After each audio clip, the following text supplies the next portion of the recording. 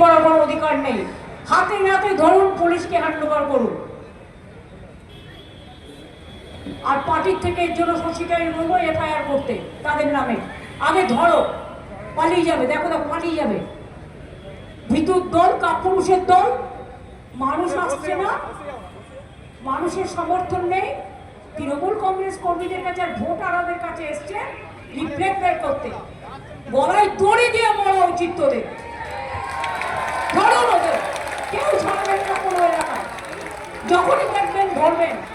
Vote চোরদের, vote চোর, vote ডাকাত, একদম ছাড়বেন না এদের। শয়তান লোকেরা এইভাবেই বোম মারে, মেরে অন্য লোকের নামে দোষ দেয় আর এনআইএ কে ঢোকায়। এইভাবেই চুরি করে আর অন্য লোকেদের ডাকাত করে এইদিকে ঢোকায়, সিবিআই কে ঢেকায়। এরা হাইড অ্যান্ড সিক গেম খেলে। ওরা জানে না যারা তৃণমূল কংগ্রেস করে আর সাধারণ মানুষ অনেক বেশি সংবেদনশীল। তাই বলে নয় যে তারা ধৈর্যের সীমা ছাড়িয়ে যাবে। অন্যায় কিছু করলে তাকে ফোর্স করতে হয়, এটা রামকৃষ্ণ পরমহংসদেব বলেছে। কোথায় তারা? সাহস আছে এখন বুকের পাটা, পালিয়েছে নিশ্চয়ই। দেখুন, ধরা পড়েছে, আমাদের লোকেরাই ধরেছে, পালিয়েছে।